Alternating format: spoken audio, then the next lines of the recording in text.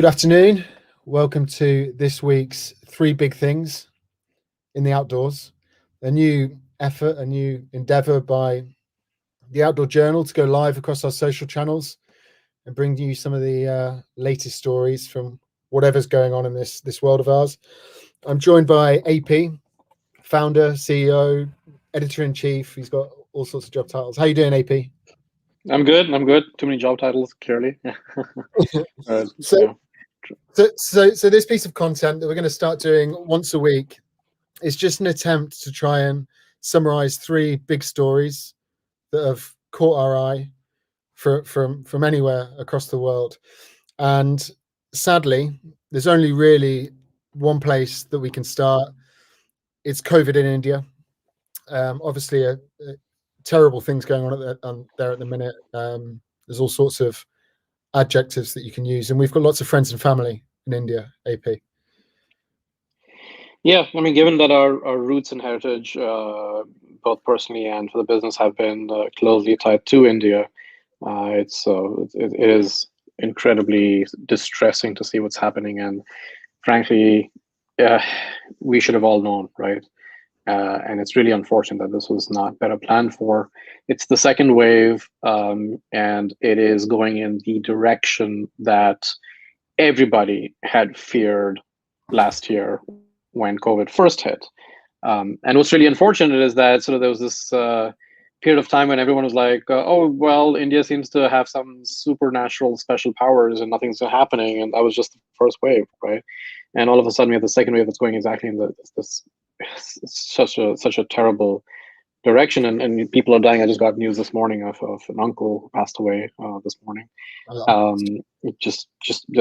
And what's worse is that what we're hearing and seeing, the images that are coming out of the mainstream media with all these photojournalists and journalists who are doing such an incredibly courageous job, as well as the doctors and the healthcare workers.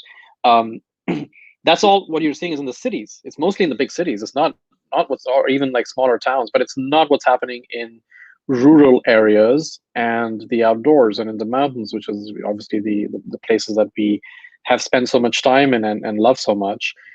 We don't know for a fact, and we're not getting the stories and the images from these villages. And the worst part is the fact that this massive super spreader event that just happened, the Kumbh Mela, is this huge mega event that takes place on the Ganges River in Haridwar, and it's in Uttarakhand, which is a mountain state. It's a Himalayan mountain state, right? It's the state where all of these incredible peaks that we've heard and read and traveled in, like Meru, like our cover story back when we began. That's in the state of Uttarakhand. And this event was allowed to take place. Not only was it allowed to take place, but the government was also advanced. It was supposed to be next year, not this year. And they were so incredibly arrogant about the whole situation, saying, hey, we've taken care of COVID, we've won, and then they let this event happen. And all of these people are now going back to where they came from, their villages or their small towns, and taking it back with them.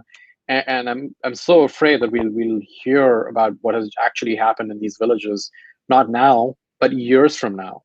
The devastation that this is creating in these small locations in the mountains, and villages that I've spent time in. We don't know what's going on there, and we'll only know later on. the true impact, we won't know about it for years, right? And exactly. Our colleague, our friend, another co-founder, Himraj, is based out of India. He's obviously busy helping family, friends, doing whatever he can, but he did send us a message on Slack, on our internal messaging system, referring to the fact that he's never appreciated the power of social media quite as much as he does right now. The reason for that is that one of the only silver linings to all the terrible stuff that's going on there at the minute is how this preventable adversity, as Himraj put it, has brought private citizens together, and everyone is rallying around and helping each other. He even mentioned a friend who has managed to raise $2 million to import O2 concentrators. So it's great that that's happening, but of course, so much more should have been done to prevent this. And on that note, Himraj has put together a social post, which you can find on our channels, which highlights some companies some organizations, some NGOs that you can support if you've seen what's going on over there in India at the minute, and you want to do what you can. No amount is too small. Anything you can give will really make a difference, and we encourage you to check out those organizations and do what you can to help. The link is also in the description of this post. If you just want to look up on your social feed about an inch. Next topic, AP. We're not going far. COVID and the impact on the climbing season. Right, and we're talking specifically about the climbing season in the Himalayas and in Nepal specifically. And again, not unsurprisingly, the second wave is following exactly the same curve in Nepal as it has in India, with a space of about 2 to 3 weeks. And we're seeing coverage in the mainstream media, not only of actual COVID cases in Nepal, sort of in Kathmandu and Pokhara and bigger towns, but also at Everest Base Camp.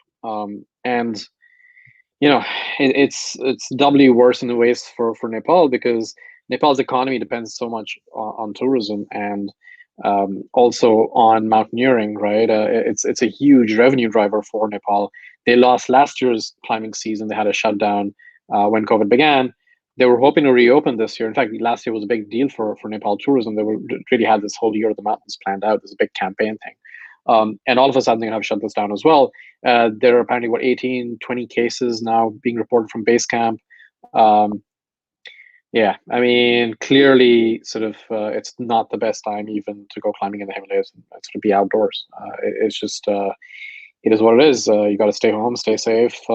And now there are fears in India of a third wave that's probably going to carry over into Nepal as well.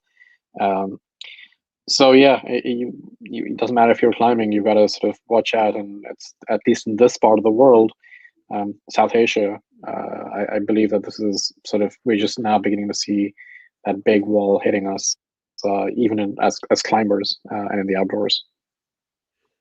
So we're going to be doing the 3 big things once a week, every week. And this week it was really hard to avoid the bad news. There's a lot of bad news out there, but we also want to focus on some positive stories when we can. And this is a lovely one, at least from a personal perspective. James Niehues, to illustrate America's national parks. Now, James is famous for illustrating all of the ski maps that you'll find anywhere around the world. And as a kid, I would spend a lot of time prior to a holiday or prior to heading to the mountains, kind of plotting my route down the pistes. As per James, his beautiful illustrations, but he's actually started saying no to the ski resorts now. He's turning away that business and starting anew on illustrating America's most iconic national park. So that's really something to look out for. And I'd love to point you guys again. The link is in the post just above this video, but I'd love to point you in the direction of this article that was published by Keela, a member of the team here at the Outdoor Journal last year. And it's just a bit of a profile on James, and it's a really lovely story. And there's some great examples of his art in there as well. Have you got anything to add to that, AP? Have you got an emotional attachment to James's work?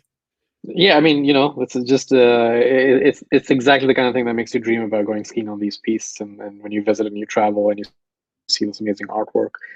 So no, I've always loved those maps and those foldouts, and even in the print magazine, we always have these foldouts, right? Maybe one day James will illustrate for us, who knows? But I would love to see the national parks being illustrated as well. I think that sounds lovely. So yeah, can't wait to see what comes out. It's exciting.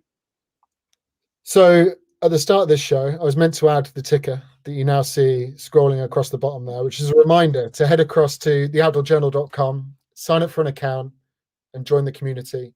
We'd love to have you. It's the best way to keep in touch with us.